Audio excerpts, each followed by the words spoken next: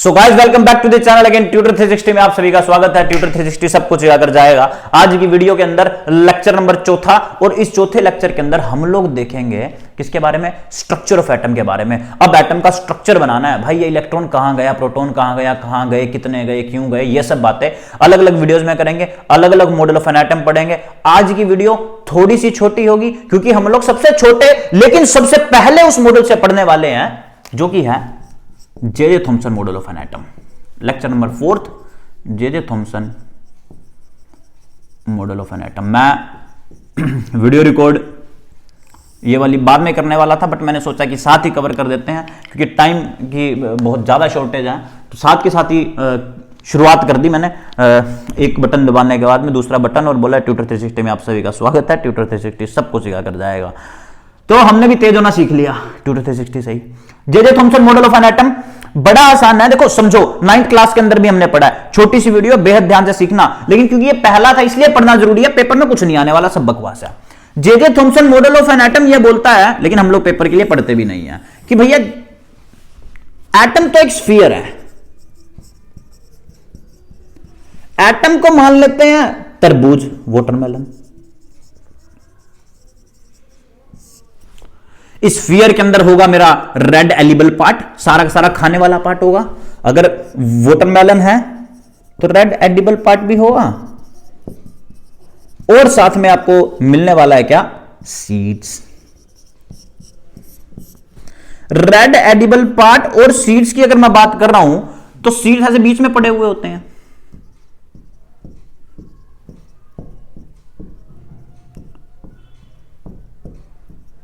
ये जो red edible part है, इसने बोला कि एटम एज ए वाटरमेलन है, दो है रेड एडिबल पार्ट और सीरीज के पार्ट्स। रेड एडिबल पार्ट को मैं बोल देता हूं क्या, positive charge. Oh my God, उसने बोला कि एक एटम के अंदर पॉजिटिव जो चार्ज है इज यूनिफॉर्मली स्प्रेड, सारी जगह बराबर स्प्रेड है, और negative charge just like a seed है, एम्बेडेड इन इट, और इसके अंदर नेगेटिव चार्ज है एम्बेडेड इन इट। जैसे बीज है, बीज हर कहीं बीज होते हैं, एक तरबूज के अंदर आराम आराम से वो छुपे हुए होते हैं, जिसको खाते समय निकाल दिया जाता है। तो सेम टू सेम उससे इसने कर लिया, और ये भी बोल दिया कि जितना पॉजिटिव चार्ज है उतना ही नेगेटिव चार्ज है ना, बिकॉज एटम जो वो न्यूट्रल है। अच्छा, इन सबसे पहले भी एक थ्योरी आ चुकी थी, याद करो, डाल्टन एटॉमिक की थ्योरी। वो बोल के चला गया था, अगर वो नहीं बोलता ना, ये जे थॉमसन मॉडल लेके आता नहीं, वो बोल के चला गया था कि एटम न्यूट्रल है, लेकिन ना वो इस बात को ना एक्सपेरिमेंटली एक्सप्लेन कर नहीं पाया। अच्छा, वाटरमेलन से कंपेयर कर दिया, इसलिए इसको प्लम पडिंग मॉडल बोला जाता है। Plum pudding model, plum pudding model, या फिर रेजिन मॉडल भी बोला जाता है, वाटरमेलन मॉडल भी बोला जाता है। लेकिन ये बड़ी बकवास है यार, एक्सपेरिमेंटली तो प्रूव हो ही नहीं सकता। क्यों नहीं हो सकता? क्योंकि अब सोचो ना यार, हर जगह पॉजिटिव पॉजिटिव, बीच में नेगेटिव पड़े हो, नेगेटिव पड़े हो, नेगेटिव पड़े हो, नेगेटिव। क्या दोनों के बीच में अट्रैक्शंस नहीं होंगी? पॉजिटिव और नेगेटिव के बीच में अट्रैक्शंस होना संभव है। संभव क्या है, होती ही है। ये तो समाज का रूल है कि पॉजिटिव और नेगेटिव अट्रैक्ट करेंगे आपस में। तो क्या ये कोलैप्स नहीं हो जाएगा? क्या ये सिकुड़ नहीं जाएगा?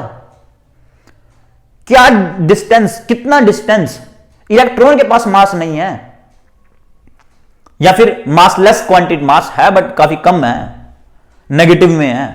इसके प्रोटॉन के पास में मास है। प्रोटॉन ये कोई गड्ढे थोड़ी है, छोटे छोटे गड्ढों में इलेक्ट्रॉन जाकर छुपा हुआ है कि भाई ये पॉजिटिव पापा आएंगे, अगर बाहर आ गए तो मुझे मार गिराएंगे, इसलिए इन्हीं के छोटे छोटे घर के टुकड़ों में जाकर छुप जाता। ऐसा तो नहीं होता। एक्सपेरिमेंटली फोर्सेस को एक्सप्लेन नहीं किया गया कि कौन सी फोर्स से अटैच है, विच फोर्सेस बाइंड्स देम टुगेदर।